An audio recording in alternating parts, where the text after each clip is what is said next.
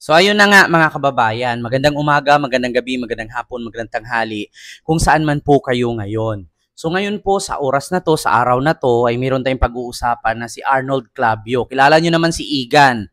'Di ba? Si Arnold Clavio, mga kababayan, ay meron pong reaksyon patungkol dito kay Sara Duterte at kay Digongyo. Ano nga ba ang reaksyon ni Arnold Clavio, mga kababayan? Andiyan po sa gilid ng ating screen. Pwede niyo naman pong basahin, pero ako na lang po kasi vlog ko to eh.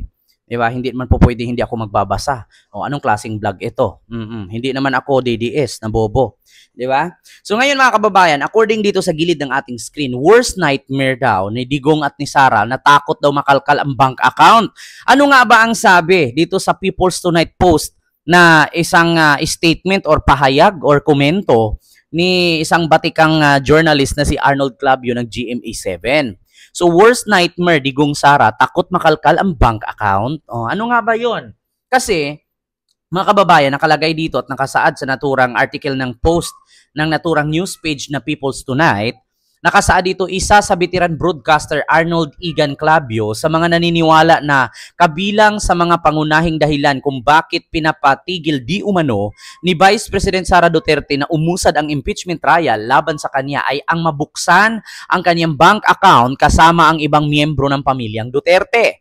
O kabilang sa mga nakasaad sa article of impeachment ang mga deposito ng bank account ni BP Sara na labis-labis sa kanyang kabuuhang sweldo noong umupo ito bilang vice alkalde at kalaunay alkalde ng Davao City.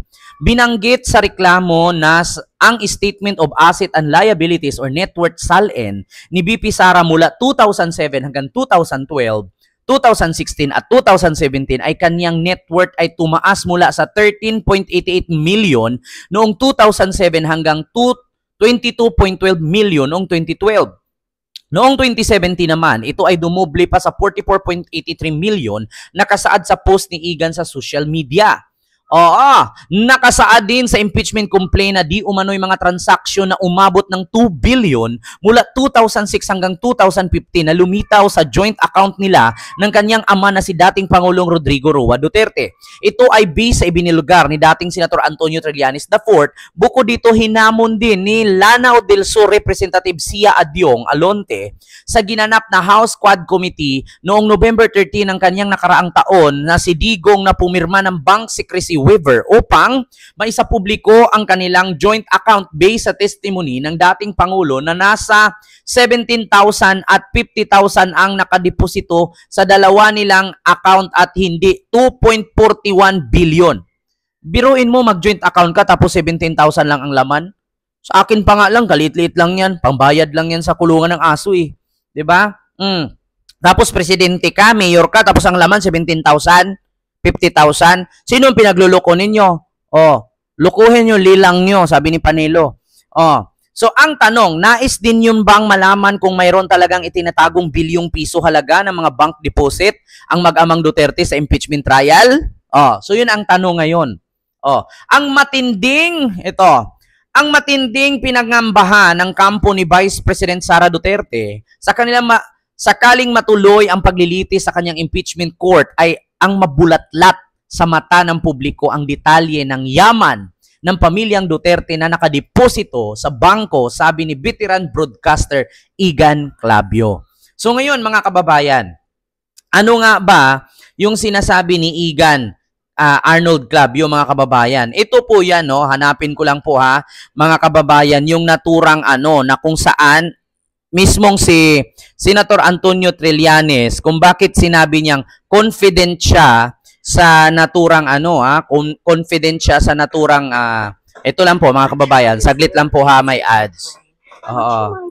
So, ano nga ba yung sinasabi ni Igan Clavio at saan nga ba siya nagbe-base? Nagbe-base po si Arnold Clavio sa pamamagitan po sa sinabi ni Senador Antonio Trillanes IV. Ito po, pakinggan po natin. Matagal yun ang akusasyon, yung bank accounts, no? Kasi importanteng mapag-usapan ito dahil matagal yun ang binabanggit yan, no? Para sa to refresh the memory of our viewers. Actually, mga kababayan, ito po ay vlog po ito ni Christian Esguera.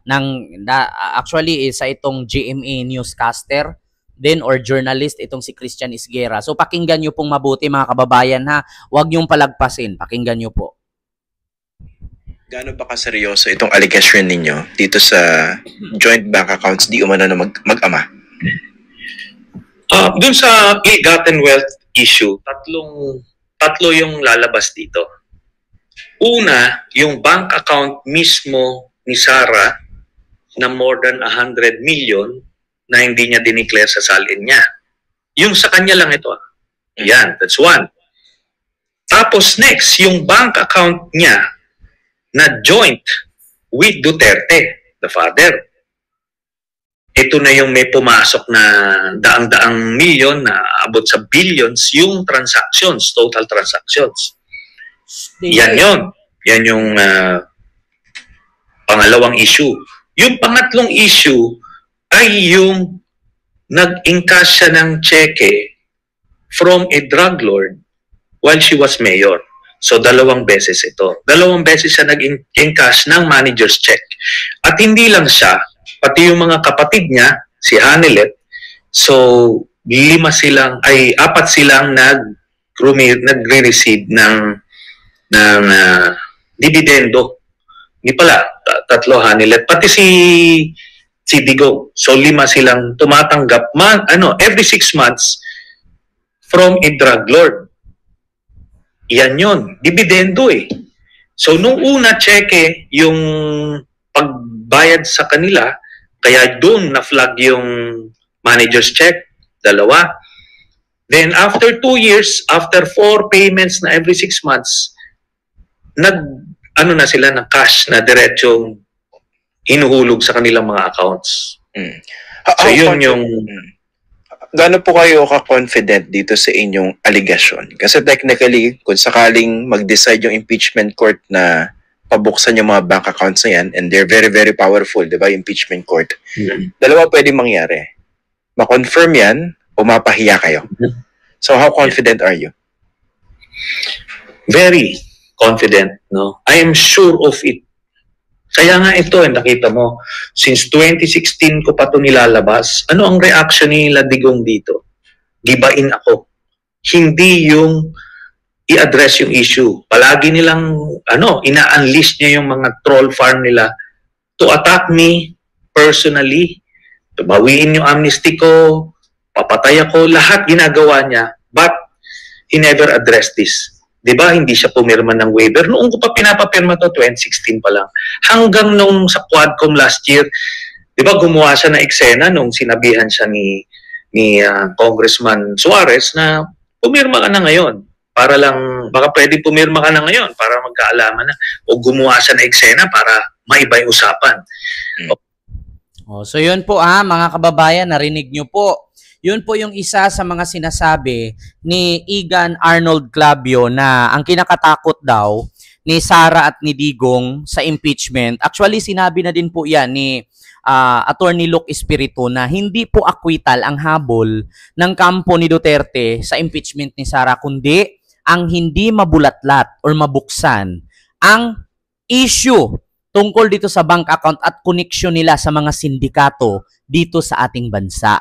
So actually, not only Trillanes, Luke Espiritu, Igan Arnold Clavio, and also me. Di ba?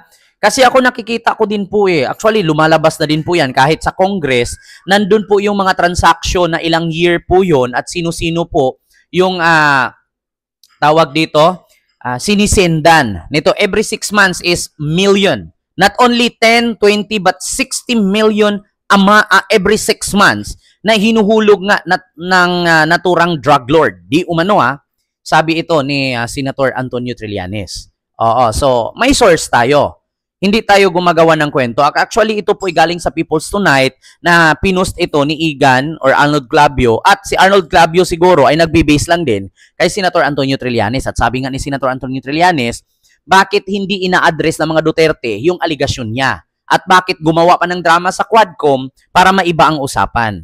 Kung hindi totoo, kung walang katotohanan, dapat nag-file na ang mga Duterte dito laban kay Trillanes, bakit walang aksyon? So yun ang pinakamalaking tanong. So sabi nga dito ni Igan Clavio, worst nightmare, Digong Sara takot makalkal ang bank account.